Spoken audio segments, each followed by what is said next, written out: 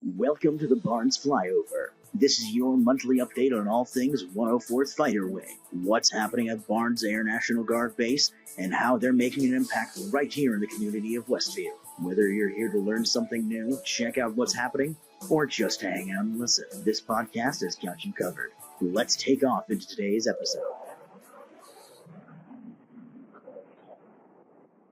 Welcome to the Barnes Flyover. If you realize that we might not be in our regular studio today, it's because we have a very special episode, our very first special ever. We are in our very own 104th Fire Base today. Melanie, why are we here today? We are here because we're covering the community story on mutual aid. Mutual All right. aid is a really great resource that we have here. Want to hear all about what they do, how they work together, how they train. And we've got some amazing guests with us. Yes, thank you all for joining us. Thank you for having us. Thank you. We have Chief Bishop from the Westfield Fire Department. Hello. And we have Chief Raby from the Barnes National Guard Fire Department. And Chief Norris from the East Hampton Fire Department. Good afternoon. We will also be talking with some of their lieutenants who've had boots on the ground and had personal experience working with each other in the mutual aid. I love this idea. I love how it came about. Mutual aid is so important, not just in Westfield, but in all of the Commonwealth of Massachusetts as a whole. And it's something that we don't really get to talk about too much. We don't get to talk about it in detail. I know every month in our podcast, we list what we've done in the community, but we didn't ever get into detail about this. So I want to start right with Chief Raby from the 104th Fighter Wing. You pretty much brought this back into life. We've always had a mutual aid, but kind of tell us, it's not at all what it used to be when you first started. So, thank you. Just to let you know that where we come from, or where we came from to where we are now, it's been quite a long journey. About 15 years ago, I was able to become the fire chief here. I've been here for about 32 years. Wow. 15 years ago, I was able to take the helm. Our mission changed. Our leadership, both on base and at the state, changed around the same time.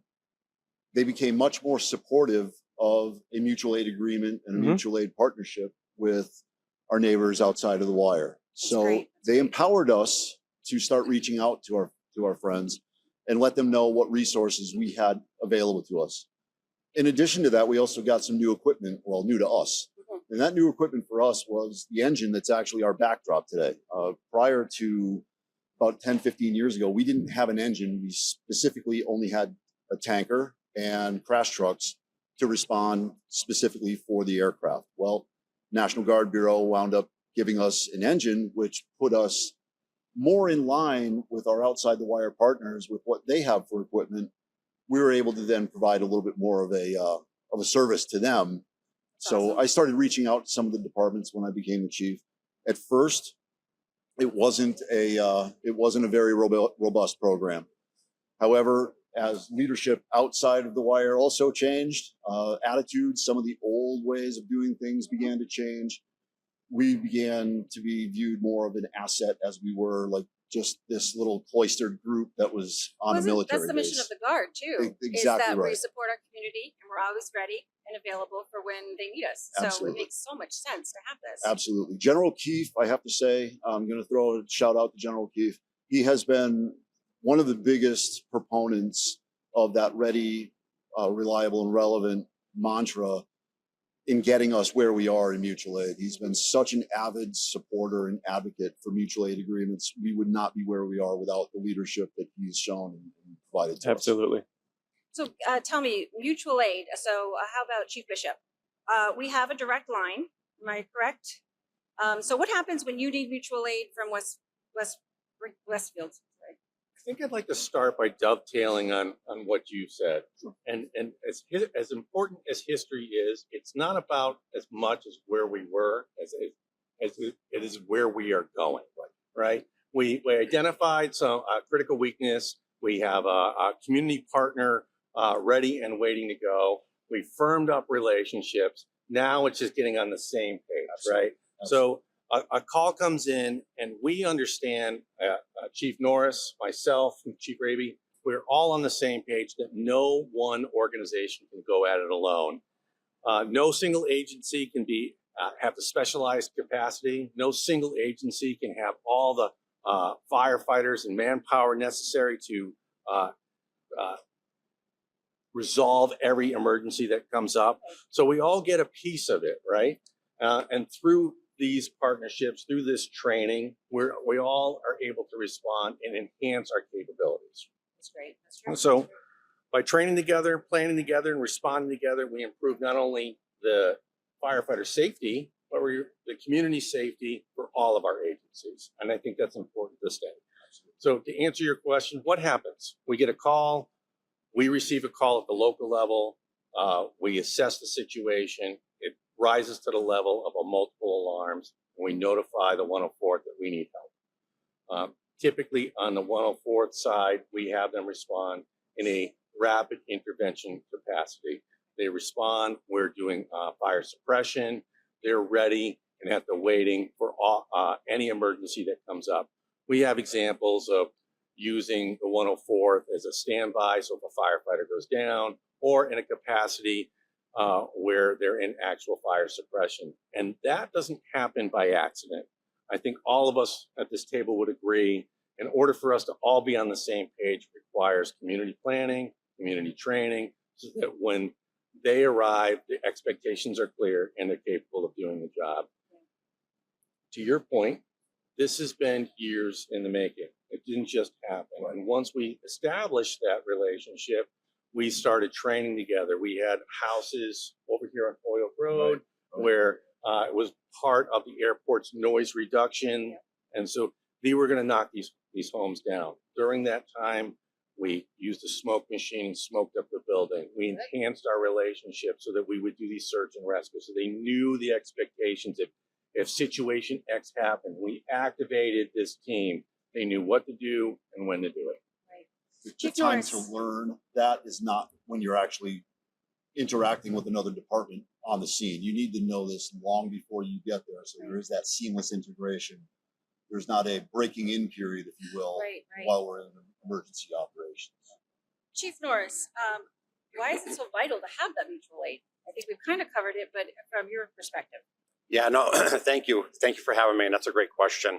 When you look at East Hampton in comparison to the city of Westfield, we're about half the size. So that's particularly important because when we get notified for a structure fire, the different form we have is called automatic aid. So what that essentially means is we get called out for a fire, the on-duty crew for East Hampton responds, and as we're turning out to respond to that location, the 104th is immediately notified to start responding to our location as well. And when you look at some of the national standards that are out there for fire suppression and response, what they say is typically for an average house fire, you need on the scene within the first 4 minutes, 16 to 17 people. Wow. Now, for a city like or a city like East Hampton, we have 8 people on a shift. So that shows the criticality of having these mutual aid agreements with our surrounding communities and neighbors to make sure we have that full complement of resources to meet those national standards and keep our firefighters safe. Wow. Yeah. So Chief Raby, once we do get a call into the 104th, how quickly are we able to get out the door and ready to provide response? It's an immediate response. I've empowered our lieutenants, our shift officers. There's not a question. They don't need to call me first and get authorization to go. It's they get called, they go, and then we'll call folks to backfill the positions that have just left the base. So awesome. Our mission is still covered by the folks who are on shift, but we immediately respond to calls that we get. Obviously, if there's an equipment failure or something, we let our mutual aid partners know well in advance that our say a truck is down for maintenance or something along those lines. We'll let them know so that way they're not on the other end of the phone saying, can you? And we say, sorry, they know in advance. But anytime that they call and we are able to respond, we immediately respond. Right. Well, you did touch on the mission here. So we do have, there's like 2 missions here, you know, with the Air National Guard, we have to make sure we maintain the one on base and then make sure we're also available and ready for our community. Yes. How does that work? What if it happened at the same time? So it's funny. The Air Force has this doctrine of one emergency at a time, because that's very realistic. Only one thing ever happens at any given time. So we are actually staffed, believe it or not, for that one incident at a time mentality. Now, our staffing on the state side, it varies. So there are times that we are at minimum staffing, but we have a recall roster of folks who live in very close proximity to where when we send somebody off base, they can be here to make sure that they're backfilling those positions within minutes. So we have taken steps to make sure that our mission here, the integrity of that mission and our mission to it it's not compromised while we're out helping our outside neighbors. So Chief Bishop, what makes having a mutual aid agreement with a military base unique? The purpose of mutual aid is to ensure the timely exchange of personnel and equipment and resources to address the emergency at hand. We cannot wait. Most of these emergencies happen without a little to no notice. Their fires are dynamic. Right. You could arrive thinking it's one thing, and once we do the assessment, it turns into something completely different. We want to front load the work of getting the personnel there early in the event that the situation may change. So it helps to have the 104th right in our backyard. Right. Okay. There's the It helps to have the 104th trained to the level that we need them, and it helps to have them arrive in a timely manner that allows us to attack the problem without it getting out of control. Right. Just for my knowledge, because I don't know, if there was an emergency on the civilian airport, who responds? That's a great question. So typically, if it's going to be on the civilian side, the 104th may be there first. They're the closest resource available to us. Okay. We do have somebody right at Southampton Road. However, if it's on the base, we would say the 104th would be our That's first great. resource that we would call. Yeah. Now, Chief Norris, is there an airport in East Hampton? There is not, but prior to East Hampton, I worked for the city of Northampton. So to your question earlier, the Northampton Municipal Fire Department was responsible for all responses for emergencies, whether fire, EMS, to that municipal airport. Okay, all right. So would the 104th have more experience in dealing with an aircraft emergency than, say, a civilian fire department, or is it about the same? I'm not sure. I'll go over that one first, and then they can correct me. When you look at the capabilities and qualifications of airport crash fire rescue, they certainly have greater experience and firsthand understanding and knowledge pertaining specifically to anything involving an air crash or fire with airports. When you look at municipal firefighting, we can kind of augment and supplement their initial response. We have programs through the State Fire Academy that we get some of that awareness level training. But I think to the question earlier, what does the 104th bring to our municipality? It's that specialized training and resources. Okay. Whether it's their equipment and capabilities, that's the immediate need that at least East Hampton has calling in the 104th. Yeah. Chief Raby, what is the frequency of calls we get? What is the nature of the calls? Typically, I know as we said, we do go over each and every mutual aid response that we do on our podcast every month, but can you break that down a little bit more? Sure. So it varies month to month. Obviously, summer months, they increase a little bit. Yep. As far as the nature of calls, on the outside of the wire, it can be anything. We have been called before to backfill stations. We've been called for RIT. We've been called for structural responses, actual firefighting operations. So those vary. I would say on base, again, mostly it's aircraft. So at the time, we had a relatively aging fleet, and our maintainers did a fantastic job with keeping those aircraft in the air. By all means, things break. And we had a lot of incidences with the aircraft coming back with an entire laundry list of issues. Right. But our primary responsibility was for the aircraft barrier rewinds, things of that nature. That's what our primary focus was. As far as mutual aid going outside the wire,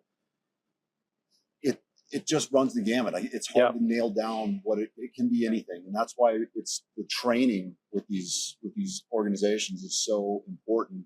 We don't know what we're going to get. Right. Now with hybrid cars coming out, now with the electric vehicles coming out, that's a whole new can of worms as far as vehicle firefighting is concerned. So we need to be ready inside the wire. Everybody thinks that, we're just here for the aircraft. Well, okay, maybe that's our primary responsibility, but we need to be ready for anything and everything so that we're bringing the right tools and the right training to the fight. our partners. I think to Awesome. your point also, these incidents don't happen just inside the wire, That's right? correct. So you are fully prepared for an aircraft emergency. If the aircraft doesn't make it inside the wire, we have this cross training that we've endeavored so that even outside the wire, we have some idea of how to handle some of these responses. Absolutely. We try to get folks out here as much as we can to pet a jet, to come out and learn on some of the aircraft. It's a little bit trickier now with our new weapons platform. Right. But when that opportunity comes up, we're going to have our mutual aid partners come in so that they can, again, pet a jet and get a little bit more You're talking familiar. to the right crowd here. Absolutely. Public Affairs can definitely work with any of you guys for a tour and pet a jet and whatever we That's need to perfect. do. Yeah. That's What were perfect. you going to say, Chief Doris? No, and when we talk about mutual aid, a lot of times the focus is on personnel and the need to supplement the personnel. The other thing in this particular region is the value that the 104th brings for a lot of rural communities for water supply. The chief Okay. mentioned their tanker earlier. When you look at communities like Southampton and East Hampton, our municipalities aren't fully covered with a hydrant system or a pressurized water source. So having the ability to call upon the 104th for just their tanker that Yeah. can supplement how many gallons, Chief? We have a 4,000 gallon rolling water Wow. on the tanker. So if you're talking a house fire and it's out in an outer water district, having the 104th show up with 4,000 gallons of water, that is an absolute blessing Lifesaver, literally. for the incident commanders on the scene, Yeah. knowing that I don't have a hydrant system nearby, but they're pulling in with that 4,000 gallon tanker. That's Great. another critical resource that adds huge value to that mutual aid system. Right. One of the largest tankers in the area. So Oh, wow. 104th even, has? yeah, and Awesome. and even in Westfield, we have areas that are not hydrogen. I So was wondering about that. right, so the last time we used a water shuttle, the 104th, Southwick, and I think we had Montgomery come down because you need a constant flow of water in order to suppress these things, and losing one tanker really puts a hindrance on our ability to attack and suppress the fire. Right. Chief Raby, I wanted to ask you, how many mutual aid agreements do we have, and what's the furthest we've gone? So we have, there are 26 departments in Wow. Hampden County Mutual Aid. Signed It's either agreement? 26 or 28. Sounds I think it's 26. Wow. So Wow. we have a signed agreement with each one of those 26 departments. Now, will the outlying departments, the ones that are farthest away, call us for mutual aid? It's entirely possible that that will never happen. However, the fact of the matter is that they know through mutual aid meetings that we attend, they know that we're available. Again, as Chief Bishop said earlier, time is of the essence when you're calling for mutual aid. And if our response is going to be half an hour away, by the time we get halfway there, the incident has either already resolved itself Or way worse. or it's way worse. Yeah. So some of those outlying departments, while on paper we have these agreements with them, in practicality, it probably wouldn't work. But we do go out to fight or support operations on, there was the Shadrack Mountain fire a number of years ago. We were out there for 18, 20 hours doing water shuttles. I mean, we've certainly been to our fair share of rural areas that are outside of these immediate, outside the wire partners. Now, you've been here how long, Chief Raby? I am in my 32nd year. Yeah, so I'm in I think you're the most experienced one here when it comes to the mutual aids. And I would say that just as far as Barnes is concerned, sure, these two guys, though, as far as experience and just things that they've done and they've seen, it is, I would say that that's highly debatable. They're probably far more experienced than I am in the mutual aid world. We're just relatively new kids on the block as far as mutual aid is concerned, whereas these guys have been living it for their entire careers. Chief Bishop, what exactly is RIT? Before I say that, he's diminishing his well, hold on I a thought second. so. I really did think It's so. I was like, he 13 may be years? Is that new, what he said? but highly effective.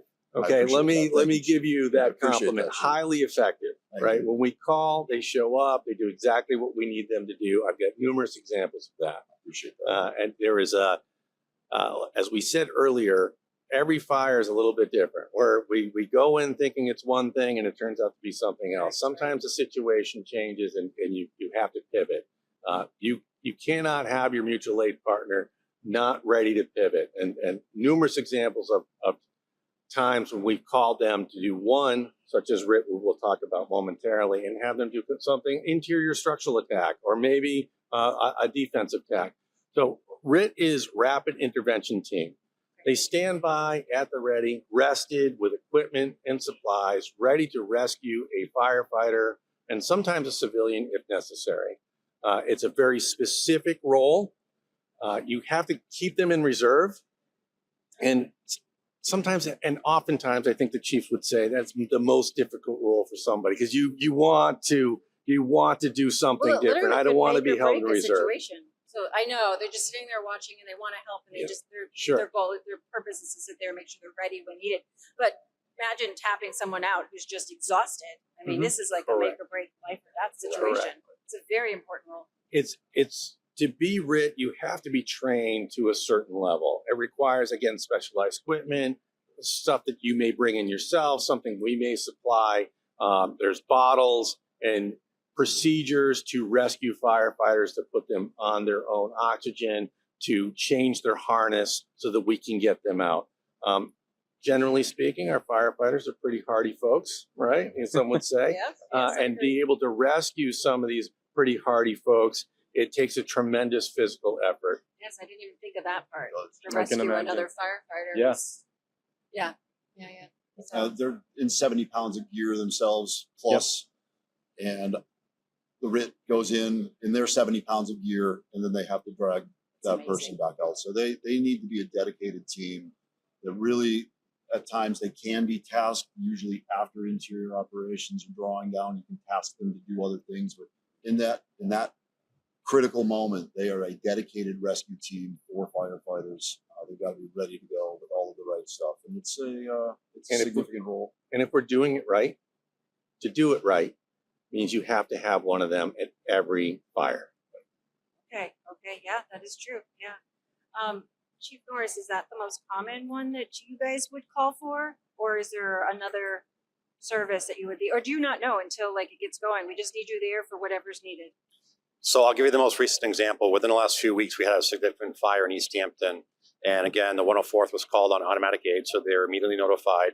They showed up in their designated response. They know coming in, they're going to be part of that RIT team that Chief Bishop just outlined. As the situation evolved and it got longer into the actual fire scene itself, we needed more personnel for interior operations. So we transitioned the role of the 104th from their assignment of RIT to a interior hand line, where they went in on the 3rd floor for this occupancy and continue with fire suppression operations. Wow. So I think to your question, we do have them designated initially as the RIT team, but based on the change in dynamics of the fire ground, the incident commander can move them around to other tactics as needed. Awesome. Yeah. We're just Wow. about ready to go on break. Did you have any more questions before we hit a break? I learned a lot. I'm Yes, good. I am learning it. I Every time I would talk like to to them. add one quick thing. Yes. Sure. The mutual side of this. So it's not just us going outside the wire. It's our mutual aid partners coming inside the wire as Right. well to help us. And both departments have been fantastic. Anytime that we have called, whether it be for air shows, whether it be Oh, that's, for yes.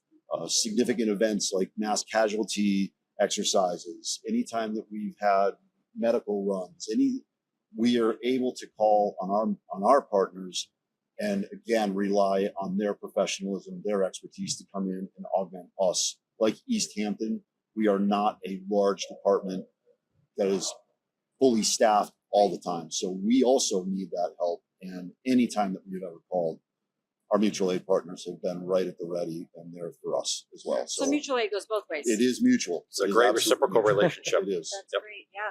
Yeah, because we don't have full-time medical care on this base. So So we that's are one of them. EMTR, or I shouldn't say R, I'm sorry, it's EMR, edit that part out. We are EMR, so we're emergency medical responders. We do not run a basic EMT basic program here. We did at one point in time, but we stepped down to EMR. So any type of medical response that requires a transport, Westfield is our go-to, and we call them frequently for that. So Okay. they are fantastic partners. Love working with them. So I just wanted to make sure that they get their credit too. due for Yes, supporting our yes. operations here Yes. as well. And even when we call for mutual aid, other departments didn't have to backfill those departments, correct? I'll defer that to the chiefs who are losing the firefighters to us for that day. Yeah, so at least in East Hampton, what we do is we have a recall system. So if we send an engine company here with 4 people for an incident, once they're committed to the scene, we'll recall 4 personnel who are off duty to backfill our station. Awesome. All right, we're going to take a quick break and we'll be right back. Great. We'll be right back.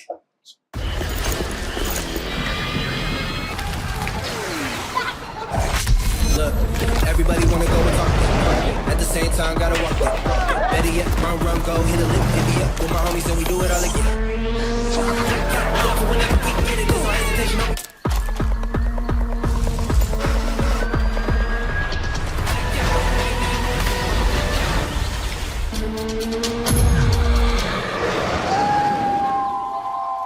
Welcome back. We have some more special guests with us. As Chief Raby said, it takes a lot more than just the chiefs. It takes a whole team and department of captains, lieutenants, and very special boots on the ground people, as they call it. And we appreciate you so much for joining us. Melanie, who do we have here? Well, really, what we want them to know, this is the worker bees behind the chiefs. These are Yes. the people who actually do the work here.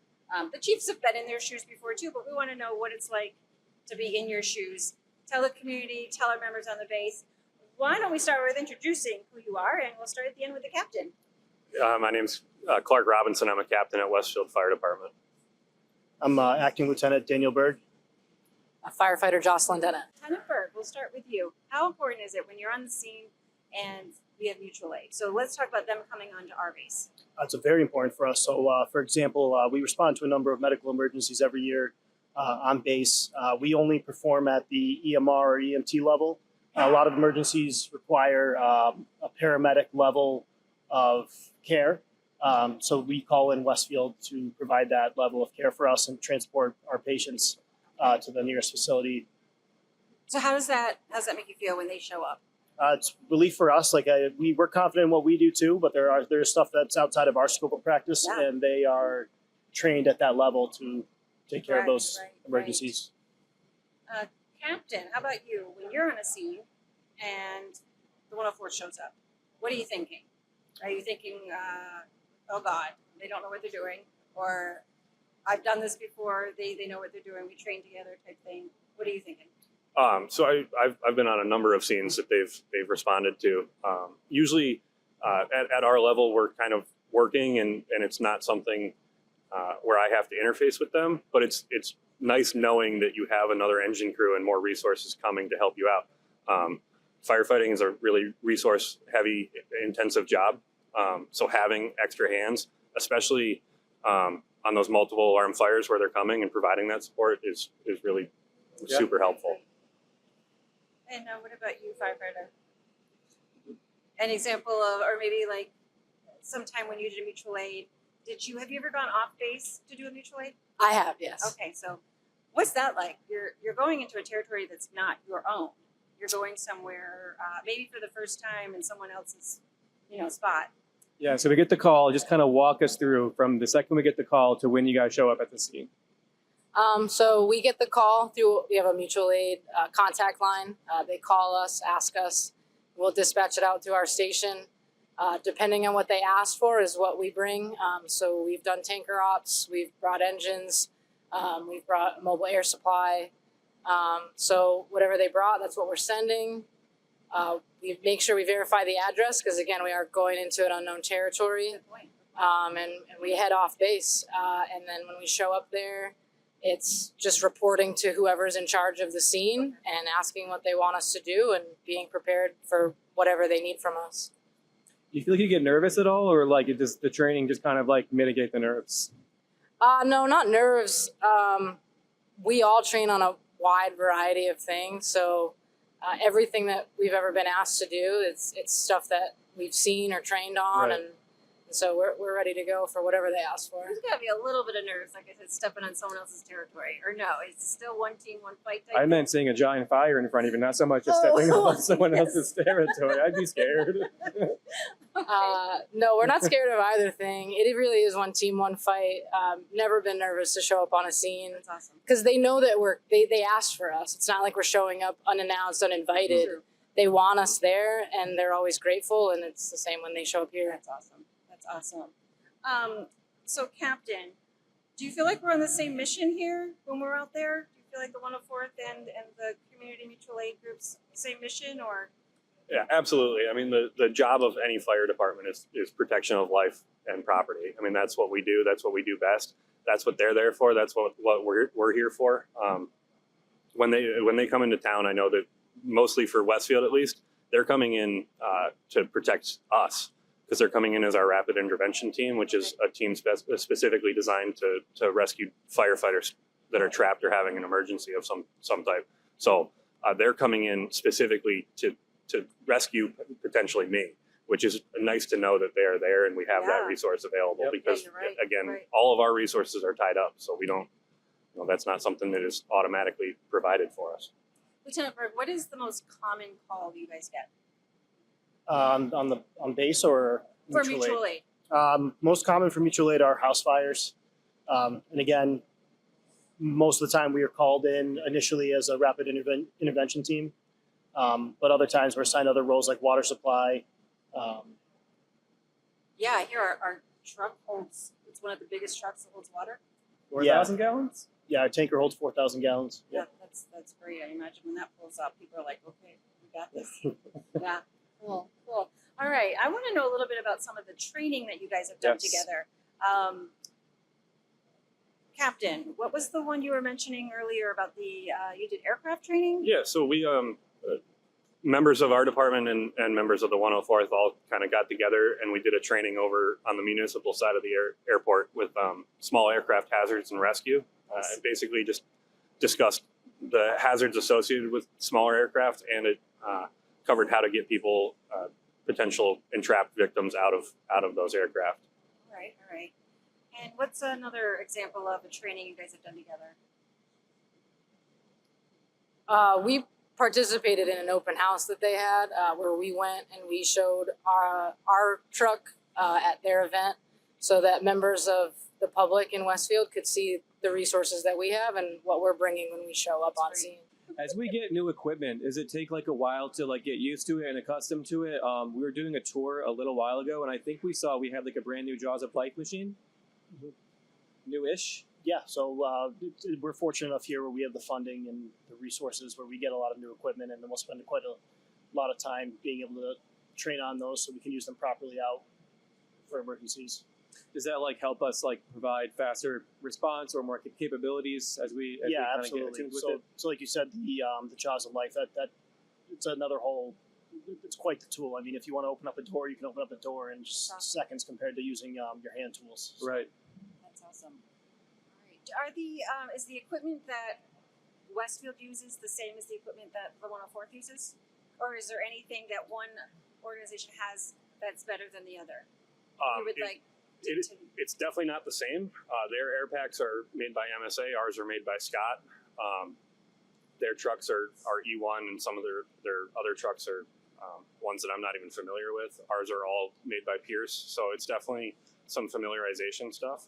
But a lot of firefighting equipment is designed to be interoperable, at least to some extent, just to have that secondary safety built into it. But it definitely is nice. When they came down and did the tour, I went through the truck, and she was kind enough to show me some of the tools they have. And it was nice to get my hands on something that I'm not normally familiar with. Right. So. Is there anything that the 104th has that you guys are like, oh my God, we're going to need them? They have this, we don't. We need them to come here. Yeah. So Westfield does not have a tanker. We just don't have one. We're fortunate enough in Westfield I think 90% of our city is hydranted, so we don't normally require a tanker. But there's some certain districts, mostly on the western side of town, where we don't have a water supply, and our trucks. Because we're more of a city set fire department, we only carry 700 gallons of water, which is only a few minutes of water. And ours is 4,000. So having 4,000 come and show up, again, a very labor-intensive practice. Now, is there anything on the 104th side where, besides the medical side, you guys are like, we just need Westfield or East Hampton or somebody else to come in and help us? The number of people. Oh, that's a very good which point. is We can talk about that with the chiefs. one of the biggest resources is the number of people that can show up. And they've got a big department, and a lot of them can get here very quickly. That's awesome. I think that's it for today with you guys. Is there anything else you guys want to mention? You think the community should know? Any save rounds? Thank you so much. Thanks for having us. being Thank you here. for having First special episode of the Barnes Flyover ever. I think it was a great one. Yeah, we're going to take a break and come back with the Chiefs. All right, thank you. Thank you. Hi, I'm Phil Dixon, Fast Team Program Manager at Memphis International Airport, and you're watching 57 Seconds to Safer Flying. There are a variety of reasons a pilot flies a perfectly good airplane or helicopter into an object or terrain. Distraction, lack of situational awareness, or taking risks that surpass his or her judgment or flying skills. In 1972, Eastern Airlines Flight 401 drifted down into the Everglades. In 1991, a corporate jet hits a Georgia mountain while trying to pick up an IFR clearance. In this video, a Bonanza pilot lets the need for an aerial photo mission override his risk assessment judgment, and they narrowly escape. In the higher altitudes, CFIT crashes are often caused by miscalculation of climb performance. The worst part is the loss of life. 79% were fatal, representing 401 people in this snapshot of roughly 250 flights. Stay ahead of the flight with thorough pre-flight planning, staying focused on your situational awareness, and by working ahead during cruise flight to prepare for the approach and landing phase.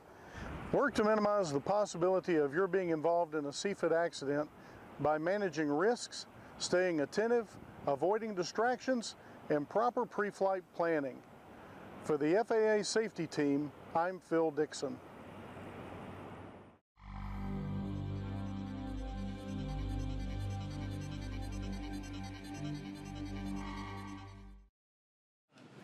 Well, welcome back. We took a quick break here, and we're going to get going back into some of our stories. One of the more exciting things that we hear about are the stories of when we're doing mutual aid support in the different communities. So I'd like to start with Chief Bishop. Can you give us an explanation of, or a story of when we made a big difference and we came together and worked well? Yeah, we have numerous incidents where the 104th has made an impact on our firefighters. It could be a community impact, as recently as the open house we had a few weeks ago.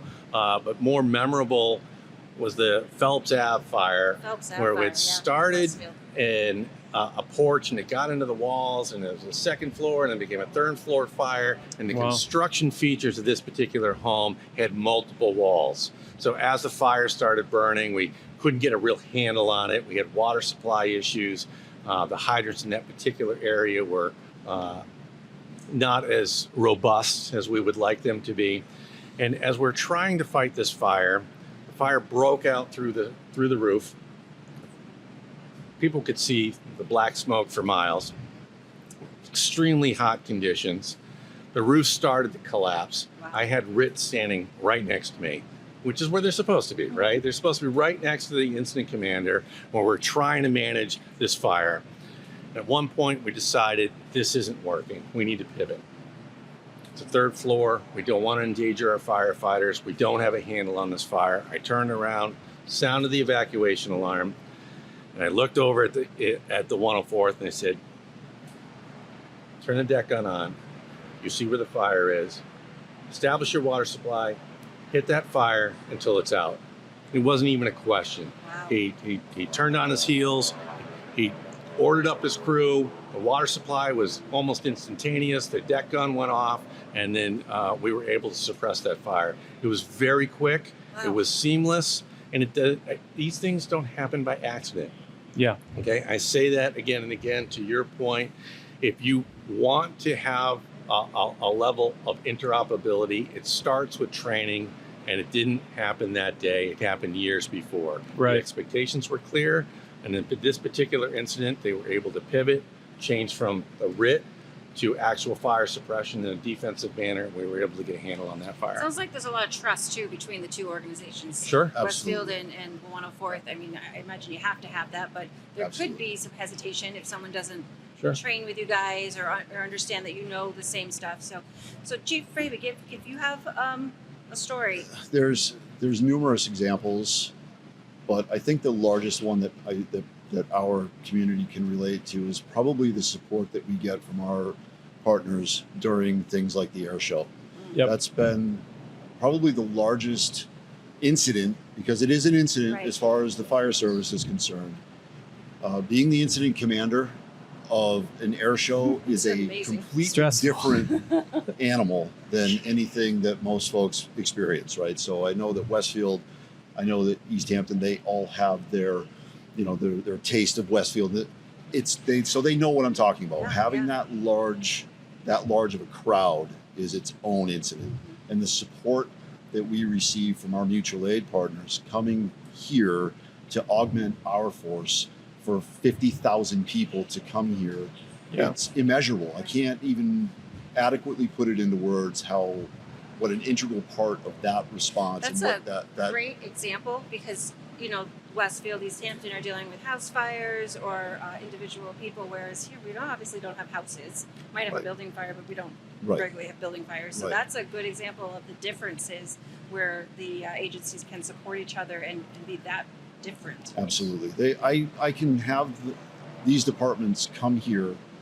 I will usually assign one of my folks to either augment their crew or to have a vehicle next to just so they know where we need to go in Right. the event that something happens. But I know them coming on to this base, it's seamless. It will be a flawless operation. Yeah. And that's the trust that you talked about earlier, is I can call these guys to come out here, augment us for something that large scale, and immediately trust that I don't need to worry about it now. I can focus on other things in the command trailer that I need to focus on. These guys have got it. Right, So right. it's fantastic. Wow. So Chief Norris, do you have any stories you remember? I do. In fact, going last is provides me an opportunity to actually think about the most recent one. June 7th, 2026, Exeter Street fire. It was a fire in a two-family house, and exposures on every side of the building were very close in proximity. In fact, it went to 3 alarms. Westfield ended up coming to the scene as well. They took the back side of the house. But when you focus in on the 104th and that automatic aid response, they came in right after the city of Holyoke did with their tower ladder, and they were protecting that delta side exposure. That the siding on that house, the vinyl siding, was already starting to melt. They were having trouble with the water supply with their ladder operations. The 104th showed up. They were able to secure a water supply right down the street. They then did a forward lay into the ladder of Holyoke, and they augmented that water supply. And I truly believe that based on the actions of the 104th in conjunction with Holyoke Fire, they saved that house in the adjacent house from catching on fire. It's amazing. And then so they established that water supply, then we transitioned them to other roles. But immediately when they came in, it shows you the versatility that they have, whether it's with RIT operations, whether it's with direct fire suppression operations, or whether it's with securing a water supply, which this instance I'm talking about. That most recent example shows you the value they brought to saving life and property on that day in East Hampton. That's amazing. Chief Raby, you must be so proud.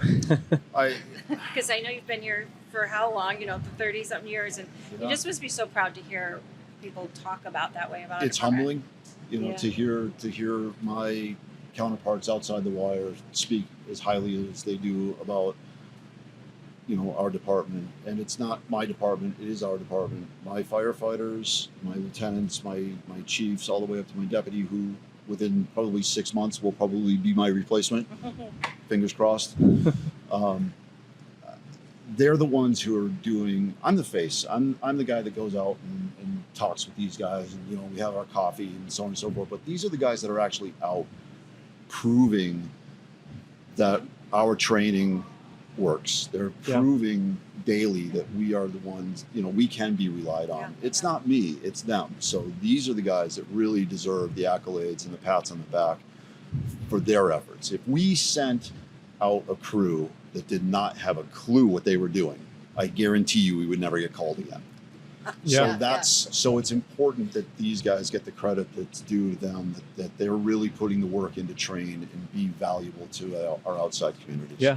And I know we touched on this earlier, but how difficult is it to train for something where you don't always know what scenario you're going into? And does the training kind of differ, whether it's a on-base incident versus an off-base call? So I think the thing that bears mentioning is that there is a national standard of training. Like Yes. there are standards that all fire departments aspire to get to, that train to. Now, some have better success than others.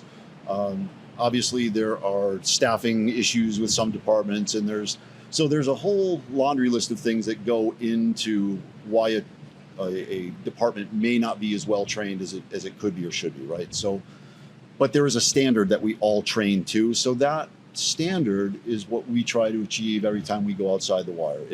We're trying to meet that standard because we know that our partners are at that standard. We are too, but we don't need to make sure that when we go outside, we're going out dressed to impress, that we're really putting our best foot forward and making sure that we're delivering Absolutely. on the job. Did you gonna say something? So as Chief Raby talked about his personnel, he's absolutely correct, but it's also a reflection of the leadership of this organization. Oh, that's Appreciate great that. to hear. I was gonna say, you stole my thunder. You stole his thunder. I'm sorry, Chief Bishop. I'm sorry. I was going to say the exact same thing. These skills are perishable, right? They are So perishable. you can learn it, and then it's a perishable skill. So it's a constant maintenance of training. We're finding new ways to build things, and unfortunately, some of those things catch on fire. So it's a constant level of training. We have electric vehicles now. We've got battery issues we have to worry about. It's a constant level of training, and they will only train up to the level to which they're supported. So if they're well supported, they will most likely be well trained, which, in my opinion, they are. I appreciate that. Yeah. So how often do we do like joint training with our mutual aid partners? As often as we can. Unfortunately, it's not as often as I think anybody at this table would like. I mean, just because of staffing, because of real world missions, Yep. it doesn't happen as frequently as we would like it. But when opportunities do arise, we jump on them. We love to have our partners from outside the wire come in. We have a burn facility, a burn trainer out on Sierra Taxiway. We love to have them come out and train with us with that. There are, as Chief Norris spoke about earlier, there are Mass Fire Academy classes that we try to get joint training with, small aircraft and vehicle extrication, things of that nature. We bring vehicles out here on base for our folks to train, and we do extend those operations or those offers to those operations out to our friends outside the wire as well. Again, staffing sometimes precludes them from being able to participate, but we do it as often as we can. Awesome. Well, one last thing. What do you want? We'll start with Chief Bishop. Is there anything you want the public to understand about how the departments work together? Sure. I guess I would summarize by, although we understand where we've been, it's about where we're going. Absolutely. And that no one department can do it alone. These mutual aid agreements are critical for the success of every department represented here. Absolutely. What about you, Chief Raby? I'll piggyback on that. No department is an island unto itself for too long. I think not Barnes specifically, but the Guard in general.